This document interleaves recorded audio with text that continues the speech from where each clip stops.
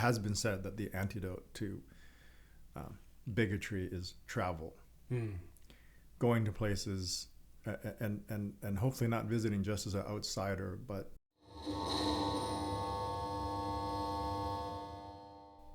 I'm Matt Mack, and this is Bloody Mavericks. This is part 2. I want to hear your story. I want to hear, because you said about your childhood struggles. I still don't know if you've been adopted. Have you came from Asia as a child, or have you been adopted over here? Yeah, I was born here. No knowledge much of my birth parents. I only know my ancestry and what it's supposed to be. And like I said, I was adopted by Chinese parents. They are from mainland China. They left China to escape communism, as many Chinese did, and they ended up in Nova Scotia and Halifax. My parents had an arranged marriage. Interestingly enough, my mother used to always threaten me when I was like 8, 9, 10 years old with, getting away from me. It's pretty funny. And at that age, I'm kind of like, but do I want a wife? I don't know. It's like, no, you want one. We'll get you one. Don't worry when it's time. Anyhow, they had an arranged marriage, and but my father was unable to sire children, and I guess they still wanted to have them anyways, so they adopted me. Yeah, and so now I was born here. I was actually born in Toronto. Okay. They adopted me and then took me to where they live, which was in Halifax. And so I spent most of my formative years growing up on the east coast of Canada. And as soon as I was old enough, I escaped because I think, as I already alluded to earlier, it wasn't necessarily the most welcoming place for people of color. That's a historic fact. How old were you when you moved? That's a good question.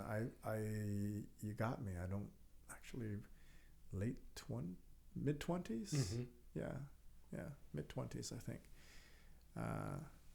I wanted to leave a bit earlier, and I didn't. I just procrastinated doing it, but eventually I did. And then when I got here, it was eye-opening because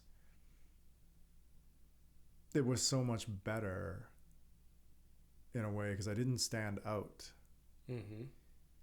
That's all I wanted growing up, was to just not stand out, which is probably funny considering how I'm dressed right now.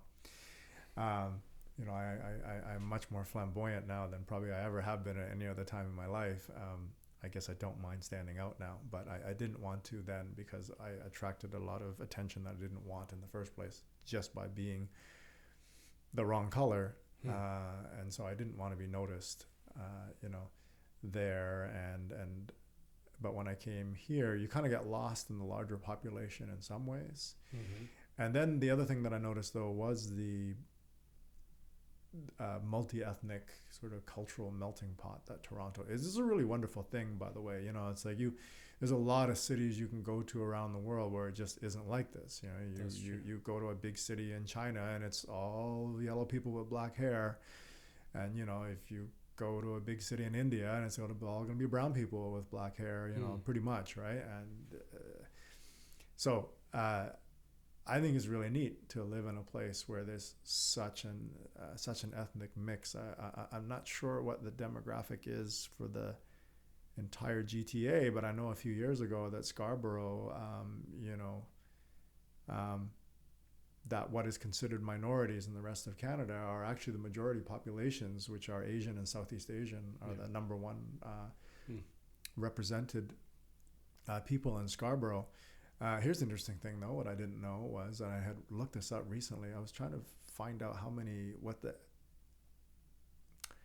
percentage of Chinese people there are in Canada. and I found out by accident that the largest like the Asian population, and when I say Asian though, however, it's East Asian, South Asian, Southeast Asian, West Asian, which make up just over 20% of the Canadian population. It's actually shockingly large number of people. Although the Chinese population, I think, is about 5.4%. 4.6% actually. And the Chinese population in, not Chinese, actually, the API population, so Asian Pacific Islander population in the United States, is about 6%. Why do I bother wanting to know this? It's simply because when I was talking about growing up and, not seeing representation of people that look like me, well, the question is, why would you, depending on how small that population is, right? In 2021, a statistic came out that said that over a period of 13 years that they tracked, only 3.4% of leading men or leading actors were API. With 1/3 of those roles going to Dwayne Johnson. I thought it was funny. It entertained me. So what they were saying is basically they're underperforming in terms of representation. If you have 6% of the population is API, but only 3.4% are visible, and then they could be doing better, I guess, right? And not to be American centric about it, but I came up in the film industry here, and I one of the difficulties I had was not much opportunity to have any roles access to, whether it be acting or whether it be stunting. And the majority of the Canadian film industry is a service industry to the American film industry, right? So it's not how many Canadians are Chinese to determine how much work there is for someone that looks like me or API, right? It's how many Americans are API, because that is really what drives, the industry. The industry, right? So if there's a high percentage, like now in the US, the number one ethnic minority is Hispanic. That's right. It has overtaken African American. I think it's like 18% to 16%. And it shows. It shows in media. It shows in sports. It shows everywhere, because the people who, like you say, you have to go where the money goes. Like people who make money, they realize, well, we have to service this population, right? It's a fifth of the population. That's right. So and that's when I started in the industry, it was 30 years ago. I don't even know what the statistics are for API in Canada, but again, more importantly, API in America, but quite low, I'm sure. So I didn't unreasonably expect that I should see a lot more faces like mine, but it still didn't change the fact that it was difficult to survive in the industry because they had no use for people that looked the way I do. Makes sense. That was difficult. Yeah. So, and you asked, the story, but I grew up there. It was very difficult. I came here pretty much as soon as I could, and then life got better. I wanted to work in film. That came from being a kid and being picked on and whatever, and not seeing any representation, but then seeing Bruce Lee in the movies and Jet Li later on, and I'm like, oh, I want to be like that guy. And that informed wanting to do martial arts, much to the chagrin of my parents, because they did not approve of that. They wanted me to be a doctor. There are only 3 legitimate professions to Asian or South Asian parents, which is you can be a doctor, a lawyer, and I don't know why, but an architect or an engineer, I guess. I'm not sure why those ones are the same as, but anyhow, doctor is always number 1. Yeah, that's what my parents wanted. So they didn't want me doing martial arts. And I also wanted to do martial arts in film, and they didn't want me doing that either. So it took years of working, and it was part-time. Like I was very lucky to stumble my way into working in film. It was not a linear path. I didn't have a plan. I just moved to a bigger city than the smaller city I was in, and went, I'd like to do that, but I'm not sure where I should go. And I probably should have gone to LA, really, like back when it was not hard. But I didn't, and I stayed here. But somehow I managed to stumble into working in film. And that, by the way, was another irony. What is that? Because for several reasons, I always appreciate irony in life, because it's a fascinating thing, and there's a lot of it in my life. I think there's a lot of it in everybody's lives in a way, right? If you look for it. Yeah. But I grew up being excluded or singled out, or what have you, for being the color that I am.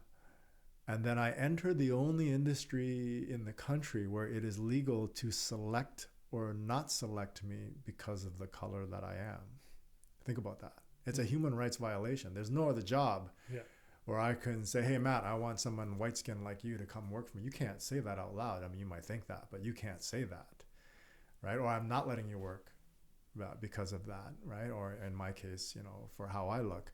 But you can definitely say that, of course. The exclusion is, like film and television.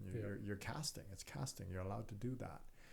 And so I did get into the industry, and I got in because of my appearance, right? On a show, my first union credit. So I did non-union stuff. I did extra work and whatever I could do.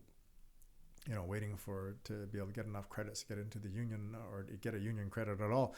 And my first union credit was for a TV series called Kung Fu: The Legend Continues, right?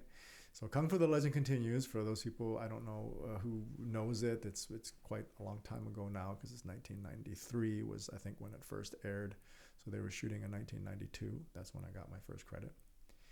And that was 20 years after the original series aired in the U.S., starring David Carradine, who plays a Shaolin monk, displaced Shaolin monk living in the American West in the 1800s. Except that concept was pitched to Warner Brothers by Bruce Lee when he was alive, around 1969. He had approached Warner Brothers with an idea of a Shaolin monk traveling in the West, and like getting into situations and what have you, and having to use martial arts to get out of it, right? And it is known, the Lee family, by the way, they do contest that they stole his idea. Other people have given evidence to say some other writers had come up with it. I don't know where they got that idea from, because Bruce was pitching that idea to Warner Brothers, and it was Warner Brothers who later on developed it. And it is known, David Carradine admits, that Bruce Lee was passed over for the role.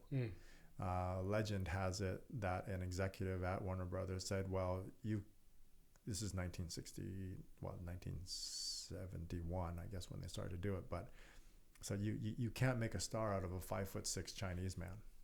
Apparently, is what was said. So Bruce was passed over, and the role of a Shaolin monk was given to a white man who had no Chinese in him whatsoever. Although in the storyline, Kwai Chang Caine is half Chinese, and so David talks about it, and he basically goes, well, he wasn't going to put on a Chinese accent or anything like that. Well, he did it by talking slowly like this. That was basically how he affected the, what he thought was the presence or persona of a Shaolin monk.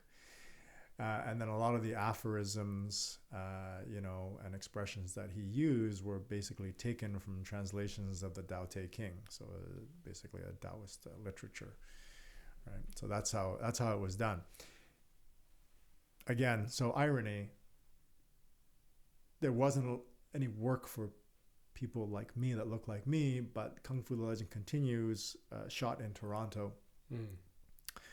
Kwai Chang Caine, the character, lives in Chinatown. And a lot of the drama and work that happened around the storylines in and out, he had assailants, he had people he had to fight and so on, they needed to be Asian, because so for a while, like, they had like people dressed up as ninjas, and they were Caucasian performers, and they would just kind of cover their faces, and they would pretend that they were Asian, which is a thing that happens. So but they desperately needed Asian stunt performers. So there was an influx at that time. There was a permitting, as they call it, or hiring a bunch of Asian people, and so I managed to get in because of that, because they had a desperate need to have actual Asian people for, to fight him or his son, named Peter in the story. So that's how I got in. So again, coming from where I came from, struggling to get into the industry, getting onto a show where they hired a white person to play an Asian person as my first credit, right?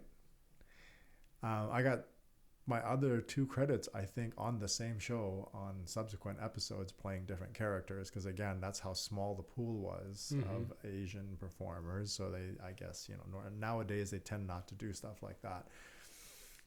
But so I did get repeated, but as different characters. And then that gave me all the credits I needed to be in the union. And I thought, okay, well, I'm in now, I've made it, What I didn't know was, how few and far between the work would be. So my specialty is martial arts, is fighting. And at the time that I got in, I was also a competitive bodybuilder. I was very large, but I could still, kick over my head and drop into the splits. And so I was very mobile, and I was especially very mobile for a person of that size. And yet, there didn't seem to be a use for me. It was very much a part-time job. And I think that's what my parents feared too, because they knew that I was only working like a couple days a year. I always had 2 or 3 other jobs that I was doing, like working in the nightclub industry, which I did for far too long, except that it was easy.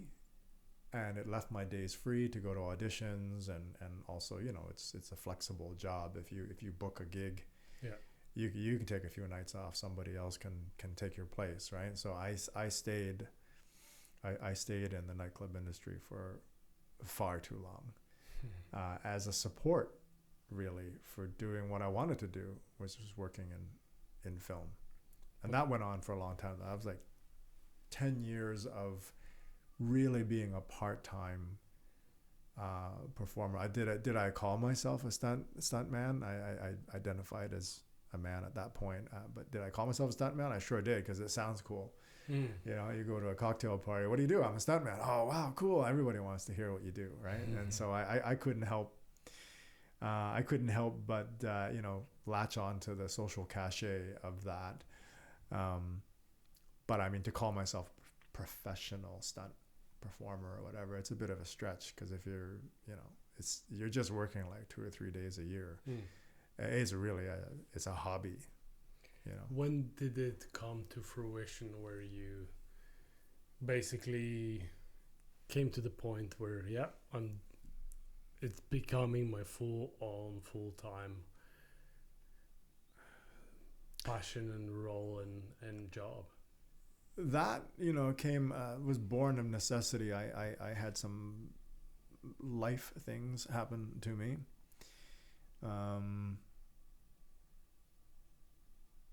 I had some legal problems too, because as I worked in the door, and I would get myself into trouble occasionally with the physicality of the job. Just nobody ever tells you, right? It's like it's all fun and games when you're doing that and you're turfing people out of a club, and whatever. There was a time, by the way, there was a heyday of nightclubs as they became such to be known. Like before my time, we're talking like 70s discos and stuff like that, where bouncers. I mean, they got that name for a reason, right? They literally bounce people out on their heads. When they weren't wanted anymore, and you could get away with it. Nobody did anything. Like if you threw somebody out roughly, and they went to police would arrest them for being publicly drunk. Like, hey, Yeah. why'd you get yourself thrown out? Hey, come here. That slowly changed, and after a while, it's like if you put your hands on somebody, even though, and this is how property law works, is that if you are working as an agent of the property owner, you have the right to act on behalf of the property owner and ask someone to leave. And if they don't want to leave, then you have the right to use necessary reasonable force to remove that person if you cannot get the police there in time. Sorry to bore everybody with law. But that doesn't mean that that person can't charge you. Yeah. Right?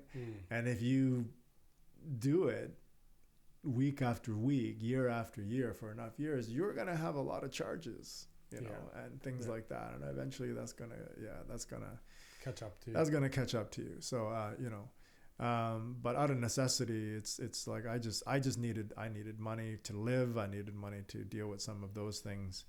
And I started working as an aerial rigger, a stunt rigger, which is behind the camera now, right? I always had an interest, to be very honest. I was always very curious about how that aspect of the industry was done. I'm just curious about things and the engineering behind it. When you're riding those things, when somebody has got you tied to a line and they're ratcheting you at 60 miles an hour out of a shot. Yeah. It's like, how exactly does that work? And how safe is it, by the way? I'm curious, and I wanted to find out, and I did. So I started at the very lowest level that you could, which is just, somebody humping mats, like dragging mats onto set and on and off set and cleaning them. And, I started with doing that, and then slowly but surely, assimilating the skills that is required for higher level aerial work, using aerial rigging and so on. And that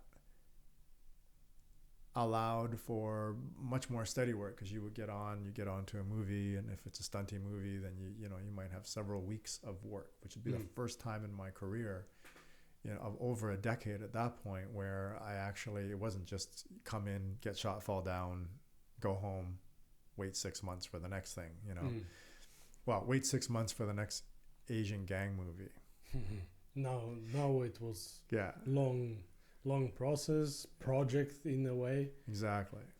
But yeah, to touch on that point, that was always what I was praying for. I was like, oh my God, when's the next Asian gang movie? Because there was a period of time, I think in the 90s, because that's again when I started, where there was there was Black Rain, there was a Mickey Rourke movie, Year of the Dragon, I think it was something like that. There's a bunch of movies where there was this kind of like a obsession with sort of Asian culture thing, and Yakuza and triads. That's and, right. Whenever there's Yakuza and triads, I was working. Didn't matter. They didn't care if I was Japanese or not, whatever. It's like if there's Asian gangs, I was working. So I was always happy to hear when one of those movies would come to town. But it was a phase. It was a period. I think it was about 8 to 10 years when that was kind of popular, and then it went away as they do. Things come in and out of vogue, out of fashion. But yes, moving behind the camera, there was more work to be found. And then eventually I did find my way to building fights for people, usually as a performer. I would get hired as a performer, like, well, you do martial arts here, help with this fight, and you would do it. It would be uncredited. But it started giving me the experience and the understanding, and I knew to pursue that. And then my break, I guess if you want to call it a break, was to be hired on to the TV series Nikita by the stunt coordinator, who was someone I knew and who was a friend, and they had changed the team. He was like, do you want to come and try out for this? And at the time, it was the only. So this was for the position of fight coordinator. The name is probably self-explanatory, that you're the person who designs fight work. So it's a specialized position under the stunt coordinator, right? A lot of shows didn't have that. Many times, like historically, the stunt coordinators would build the fights too, right? They might do some of the rigging, they might do some of the fighting or whatever. But as shows got bigger, especially television, as they more tried to emulate what we were doing in film, you needed bigger and bigger action scenes. It would either be beyond the ability of that particular stunt coordinator because that's not their specialty, maybe that style of martial art, or it's simply because the stunt coordinator has the purview of all action on the show. So we're talking, cars and fire and ratchets and stunts, right. And it's a lot to do, and you don't have the time to spend it in a rehearsal room, building and figuring out fights and training actors. So this position became more and more common. And so I was hired onto Nikita as a full-time fight coordinator, and that was also rare at that time because most shows just, if they needed a fight coordinator, they would be brought in for a specific piece of work, and then that would be it. The contract would be over, much like stunt performing. But in this case, it was run of show.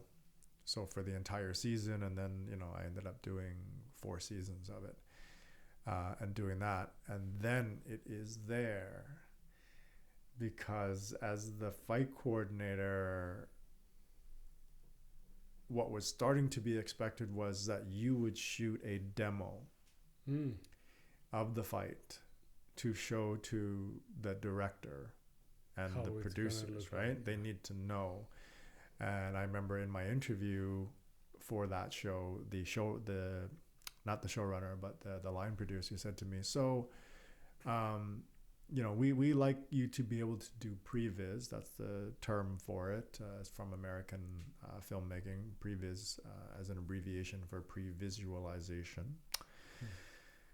We like to be able to see that. Our old original FICO that was here briefly or whatever, they used to do that. Can you do that? I talked to you about this when you were setting up the cameras, and I'm like, yeah, sure, I can do that. I didn't know how to do that. I knew martial arts. I knew I had a plan for how I wanted to approach creating action for the show, fight action specifically. The stunt coordinator creates the action, but I knew how I wanted to approach that. I had ideas how I wanted to work with the actors already, even before I stepped into that interview. But when he said, you're cool with making the movie before, shooting a little movie, right? I'm like, yeah, sure I am. And then I left, and then I heard that I got the job because I was the only person being put forward to it, which I was very appreciative of for the stunt coordinator for doing that. But then I was in panic mode because I was a photographer, by the way. I've been doing photography since I was in my teens. So I understood framing.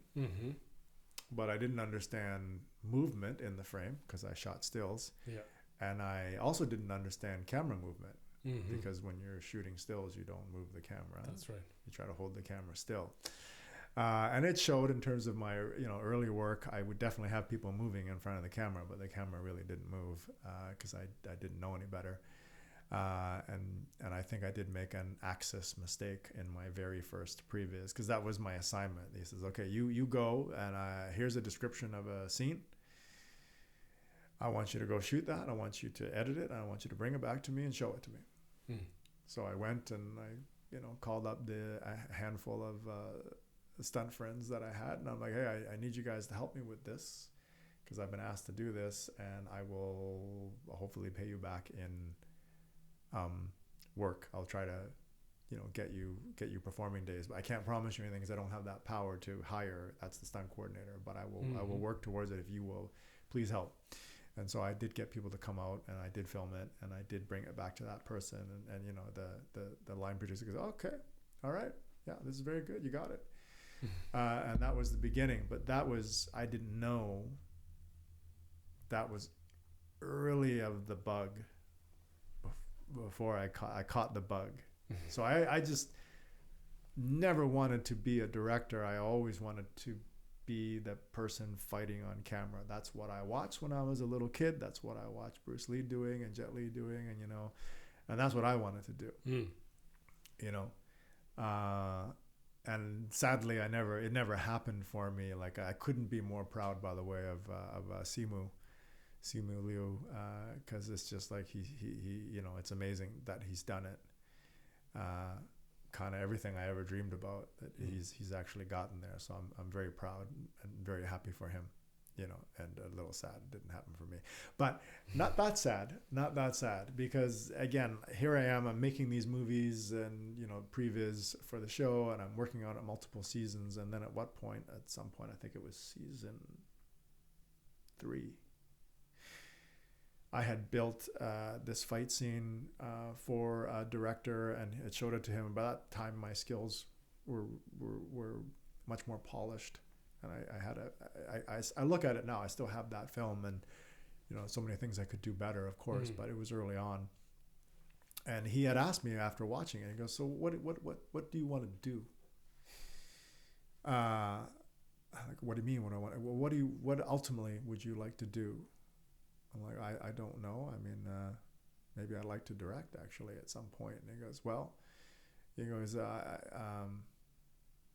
I had this discussion, you know, with and I'm trying to remember the name, the famous director that he had spoken to, and that director had said to him when he was a production assistant, he had asked him, what do you want to do? He goes, well, I think I want to be a director. Because, well, then you need to start calling yourself a director. So he said to me, well, then you need to start calling yourself a director. I was like, there's no friggin' way I'm going to do that. No, I'm not going to do that, right? And then I think it was that lunch we were talking. And then after lunch, we were coming back to the fight scene that I had built for him, that I had shown him the previs. And he goes, okay, we're going to do the talking stuff, and then you have the floor. You're directing the fight action. And, you know, it scared the crap out of me.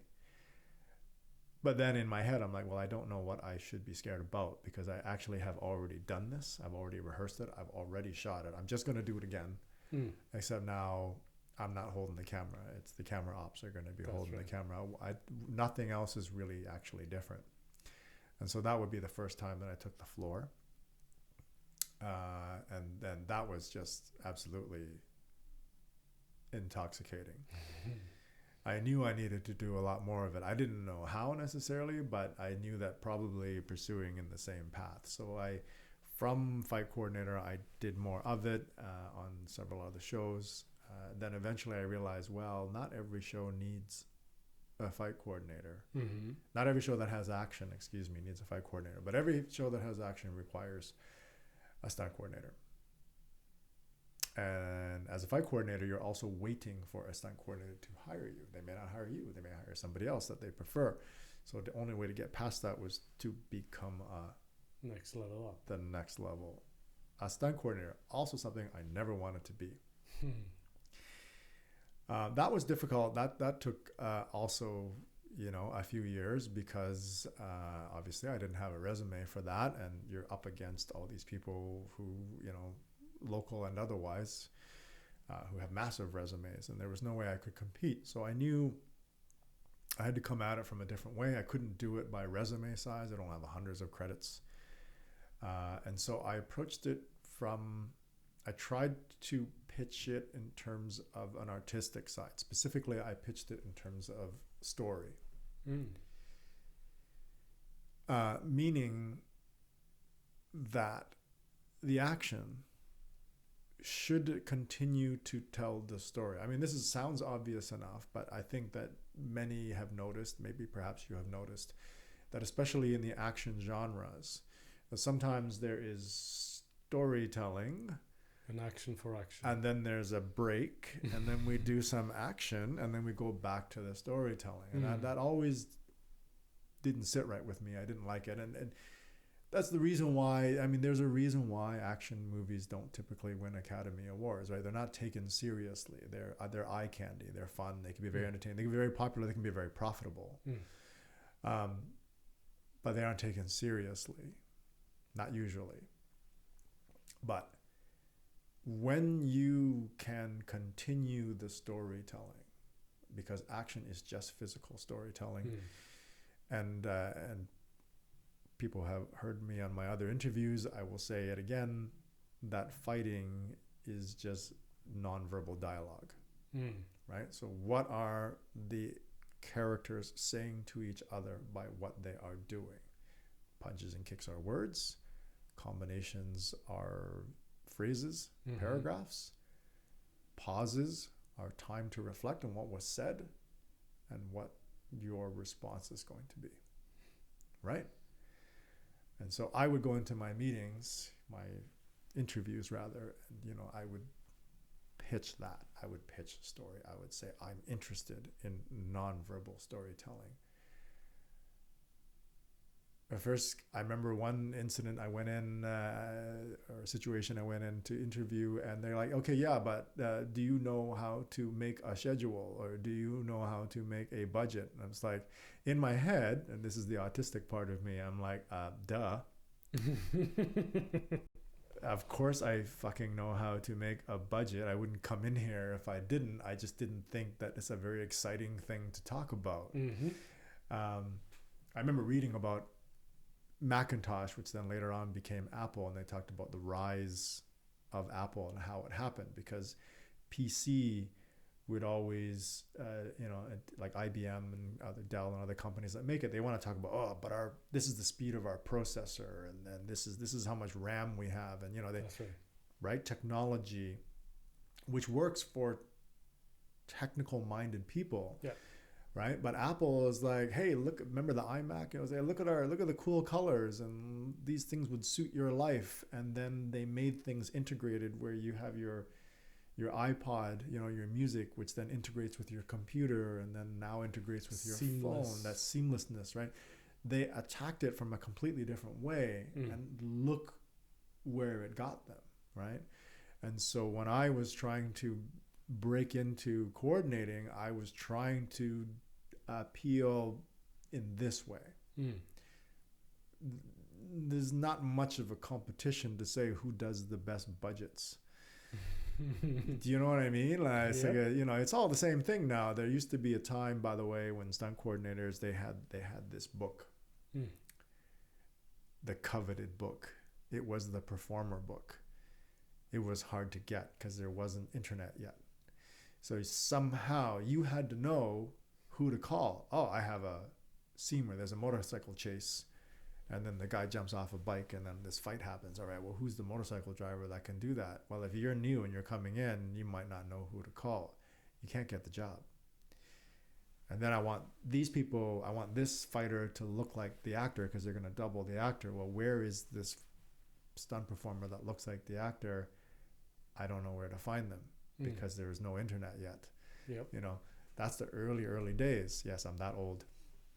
So stunt coordinators would have the book, the performer book, that they collect over years of learning, knowing the community, growing up with the community, usually being a performer themselves, and collecting everybody's information so that when they get to that position, they're like, oh, I got a guy who can do a motorcycle jump for you, and I know a girl that looks like this actor, and she can come in.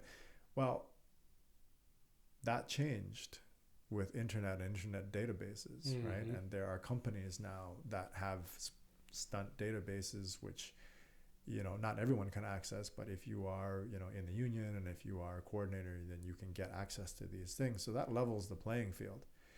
So I don't have to have this book. But what I didn't have was the hundreds of credits. So I had to sell it a different way. And that is the way I did it. And like I said, it was met with a challenge and with some doors closing in my face, and didn't work for a couple of years. It was disappointing, and I continued to perform occasionally and work my other jobs, you know, until I broke through, until I got my first one, and then I got my second one, and then I got my third one. And I never stopped selling it that way, as physical storytelling. That's the only way I approach it. It's the only way I discuss it, you know. So I guess I was right. Oh yes, it's a beautiful that you brought up Apple's story, and any kind of a founder entrepreneurial story or any type of trendsetter. I would say you are a perfect example of a Maverick story in that sense, because and it's a wrap. We dare you. If you are bold enough, hit subscribe, repost the rebellion, and don't miss out on next week's episode. It's going to be bloody brilliant. See you on the next one.